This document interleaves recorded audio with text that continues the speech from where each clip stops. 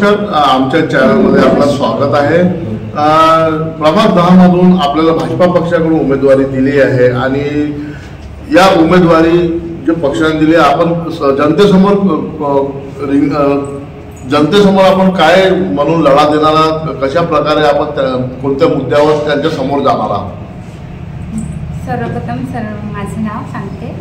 माझं नाव दीपाली रामेश्वर सलामी आहे आणि मी प्रभाग 10 मधून भाजपाला म्हणजे निवडणूक करत आहे। आणि म्हणजे आमचं मत आहे की ज्या म्हणजे लोकांच्या समस्या आहे त्या आधी जाणून घ्यायचं आहे आणि आम्हाला म्हणजे त्यांना म्हणायचं आहे की तुमच्या समस्या आमच्यापर्यंत पोहोचू द्या, जेणेकरून आम्हाला समजेल तुम्हाला कोणती अडचण आहे आणि त्यानुसार मग आम्ही त्याच्यावर कार्य करू आणि आम्हाला निवडून देण्याचा प्रयत्न करा, जेणेकरून तुमची जी समस्या आहे त्या आम्ही सोडू। इथे इस्पितळ नाही आहे, शाळा नाही आहे, याचा खूप प्रभाव इथे दिसत आहे। तर यासाठी आपलं समोर काय पाऊल आहे? आता ते मंजुरी दिली आहे असं सरांनी सांगितलेलं आहे, त्यानुसार मग ते म्हणजे पुढे कार्य करायची अशी प्रक्रिया सुरू आहे। महिला सशक्तीकरण आणि महिला स्वयंरोजगारासाठी आपलं काय समोर पाऊल पाहिजे? महिला सशक्तीकरणासाठी जसं गृहउद्योग वगैरे म्हणजे जास्त प्रमाणात आहे नाही, इथे जास्तीत जास्त प्रमाणात लोक बाहेरगावी जसे कळमेश्वर वगैरे अपडाऊन करत आहे, त्यांना खूप समस्या निर्माण होत आहे।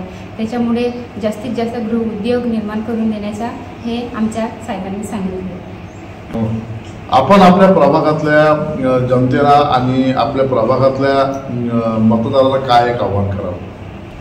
आमचं म्हणणं आहे की जनतेला तेच म्हणजे पोहोचायचं यांच्यापर्यंत, सगळीपर्यंत म्हणजे घरोघरी की तुम्ही आम्हाला निवडून द्या आणि तुमची जे समस्या आहे ते आम्ही पूर्ण करेल। आपल्याला काय वाटते कोणते विकास इथे राहिलेले आहे ते विकास आपल्याला करायचे आहे?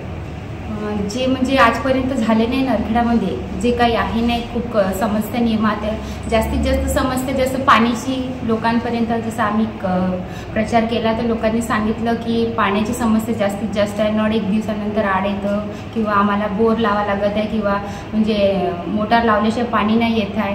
जास्तीत जास्त समस्या हा तर ही पाण्याची समस्या टाकी त्यांना निर्माण करून देण्याचं ठरविलेलं आहे।